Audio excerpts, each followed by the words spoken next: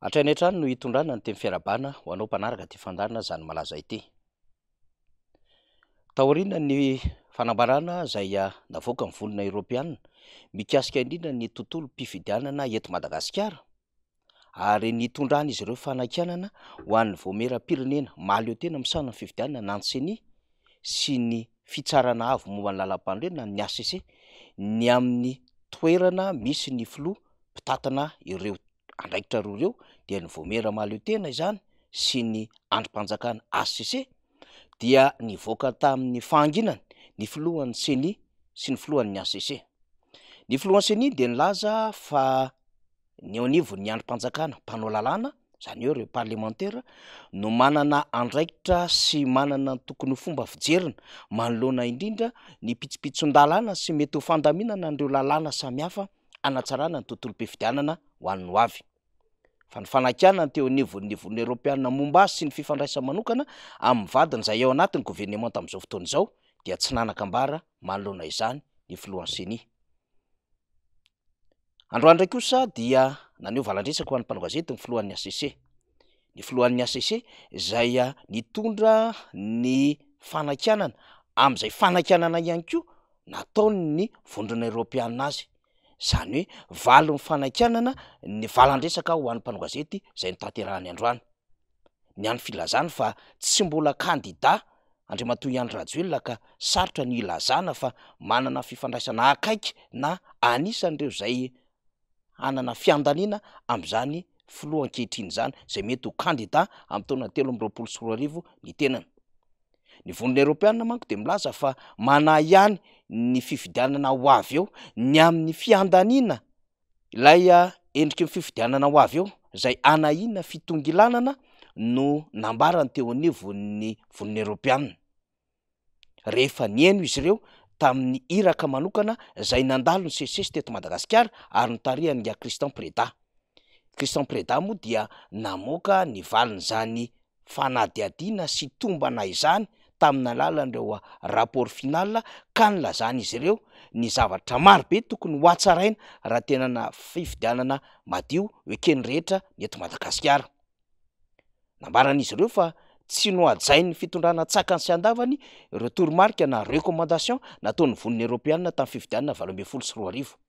Any fanahiana izy ireo ny sy ny fifidianana ho avy eo satria tsy voahaja izany recommandation izany indrindra ny amin'ny fitongolanana sahady taratra dieny izao amin'ireo andry anankiroa izay iankinana amin'ny tontolo mpifidianana. Ny iray mpikarakara ny CENI ary ny iray amoaka didy izany. Rary ny sitsiny rehetra ohatra ka nametraka an'izay AIA izay ary tsy ny vonona Eoropeanina ihany fa ireo acteurs politika izay niatrika ny fifidianana 2024 ary ny mpanohitra sy ireo heverina fa mbola mieritreritra fa hiatrika ny fifidianana 2024 dia samy nametraka ny AIA-ny avokoa na ho an'ny CENI na ho an'ny ACC. Mbola tantara tsy haiko sehana teo anivon'ny CENI manko ilay doublon nambarany filoha lefitry ny CENI teo aloha. Ary tantara tsy azo kosehana amin'ny tantaran'ny ACC ilay azo raisina fa tsy mitombona. Ary izany ny fototr'olana amin'izao fotoana izao satria ilay crédibilité na ilay fahamarina toeran'ireo andraikitra roa ho an'ny fanatanteram-pifidianana ireo no manahirina eto Madagasikara. Nilaza nefa ny filohan'ny ACC androany fa azo itokisana tsara izany ACC izany. Na izany na tsy izany aza nefa dia ny mpandao-bary mihitsy ny mpamatsy vola mihitsy no mahatsapa sy mahita fa tsy hoe ny mpanohitra izay ambara sy tsikeraina manokana ny amin'ny hoe mpanohatra botolo rehefa mitondra tsikera ho an'ny andrim-panjakana indrindra ny CENI sy ny ACC ny amin'izay fifidianana ho avy eo fa ity tena ny mpandao-bary ny mpamatsy vola manokana mihitsy no ny teny ny fanahininy amin'ny fifidianana ho avy eo. Ka raha mamaly ny ACC androany dia heverintsika izany fa famaliana botana ny amin'ny fametrahan'izy ireo ny andraikiny izay tsy hitsabatsabahany sehatra iraisam-pirenena. Dia tahaka n'ilay famaliana ilay mpanolontsaina manokana ny filohan'ny Repoblika rehefa nitondra ihany koa ny fanazava-kevitra mahakasika indrindra ny tontolo mpifidianana ny vonona Eoropeanina. Ngiakaleta ny tiantsika ambara amin'izany satria izy dia nanizingizina fa tsy andrara ny vonona Eoropeanina no mamelesona amin'ny Madagasikara. Saingy adin'ny ngiakaleta fa ny toerana misy azy ary Amboasary sy Fort-dauphin dia ny vondrona Eoropeanina no mamatsy amin'ny fanamboaran-dalana ny RN13. Zany rehetra zany dia ampitsay ivitsika mba tokony hatonga saina ny rehetra. Ka raha mamaly ny volony Europeanina, reto tompon'andraikitra manana ila amin'ny mampanolo-tsaina manokana ny filohan'ny repoblika sy ilay lehiben'ny andrim-panjakana de hoy isika hoe ratsy toerana ihany indraindray satria tsy mitoetra ao anatin'izay endriky ny fahamarinana ny fifidianana ho avy zay sy isiny ny fandaminana ho avy zay fa mandray ny andraikiny amin'ny fanakakezina ny filohan'ny repoblika ka maika ny aro fotsiny ihany am'izay mety ho tombotsoa ikambanana amin'ny fisiany izao fanjakana izao. Mailo matotra ny rehetra satria leo mbonanana ka tsy tia zava-boribory ary tsy te hiaina ntsony amin'ny endriky ny krizy ho avy ka mametraka arato ny amin'ny tsy isiny ny olana intsony hitranga tahaka izay nisy teo aloha ary tsy teo voafitaky ny doublon na triplan ho avy eo. Fa na tiana na sy tiana de ny fanjakana iray manontolo mihitsiny no hitondrany ny endriky ny fanakiana ny volony Europeanina ka tsy ametrahan'izy ireo fitokisana. Fa mety hoe ny nisy ny ACC no nitenenina fa mialohan' zany adevitra rehetra zany de efa misy ny faniohon-kevitra matetitetika nataon'ny volony Europeanina ny amin'ny fanosehan'izy ireo nisy ny fifampisana eo amin'ny mpitondra fanjakana sy ireo mpisehatra politika indrindra ny mpanohatra. Miditra tsehatra tanteraka arak'izany ny sehatra iraisam-pirenena satria matsapa fa aity ho ray manonja ary tery ny lalina ho amin'ny Madagasikara ka sorohana dian'izao no mety krizy aterak'izay zavatra hitranga eo.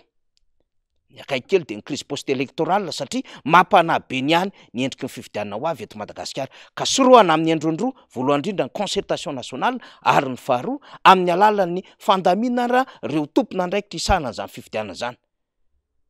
Fa mailona amin'ny zavatra hitranga ve nefa mahatonga ny fanjakana tsy omba izany concertation nationale zany satria rehefa mandeha zany adevitra izany ao anatin'ny lahadinika voalohany momba ny raharaham-pifidianana dia tsy maintsy ho voaresaka eo ny CENI sy ny ACC zay nabe adevitra tamin'ny fifidianana 2024.